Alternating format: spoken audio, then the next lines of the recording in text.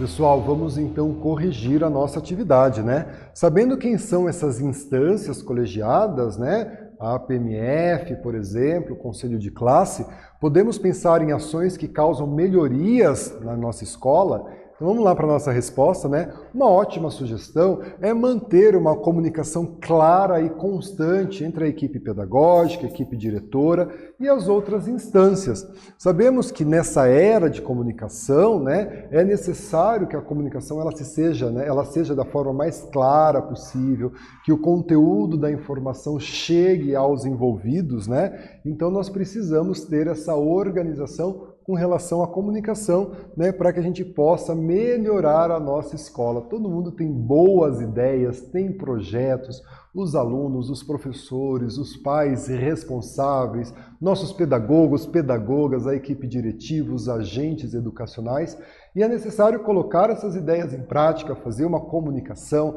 talvez um mural com alguns informes, trazendo ali, né, deixando exposto aquilo que vai acontecer, uma caixa de sugestão, e assim a gente melhora todos juntos a educação, não é mesmo? Democracia. A democracia faz parte do ambiente escolar, né?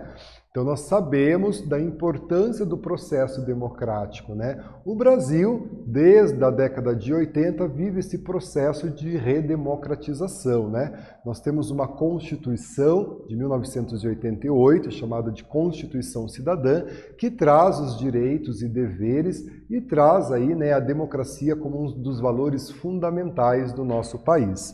E o conselho escolar, ele é o órgão máximo da escola e ele tem, né, a obrigação de informar e orientar todos os seus conselheiros a fim de auxiliá-los na formação da cidadania e assumir coletivamente a responsabilidade e o compromisso por uma educação de mais qualidade. Então nós conhecemos a instância colegiada, né, da APMF, conhecemos o conselho de classe e agora nós vamos falar sobre o conselho escolar, né, esse órgão máximo de representação na escola, né? O conselho escolar, ele é esse órgão máximo da tomada de decisões realizadas no interior da escola, respeitando, claro, a hierarquia e a legislação que a gente tem. Ele é formado por representação de todos os segmentos que compõem a comunidade escolar. Ele é representado pelos alunos, professores, pais, responsáveis, funcionários, pedagogos, direção e a comunidade externa. Então vejam que todos os segmentos da escola tem a sua representação garantida no conselho escolar, e isso é muito importante, né, pessoal? Ele é composto por representantes de toda a comunidade e de movimentos sociais organizados e comprometidos com a educação de qualidade, né? Presentes na comunidade, sendo presidido pelo membro nato, que é o diretor da escola. Então vejam aí essa composição do conselho escolar, né? E olha só, pessoal, então eu tenho esse quadro, eu vou explicar esse quadro para vocês. Então, uma escola, a gente tem esses segmentos. O diretor da escola, ele é membro nato e ele é diretor também, né? Ele é presidente do conselho escolar.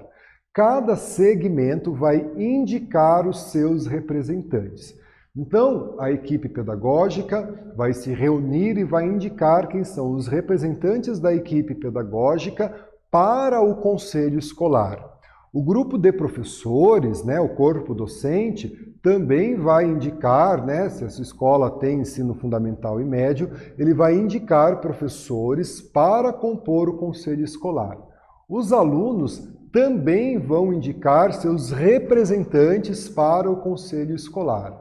Os agentes educacionais vão indicar os seus representantes, pais e responsáveis vão indicar os seus representantes e a comunidade civil organizada, que atua nas mediações da escola, também pode indicar os seus representantes, também pode ser consultada acerca da indicação dos seus representantes.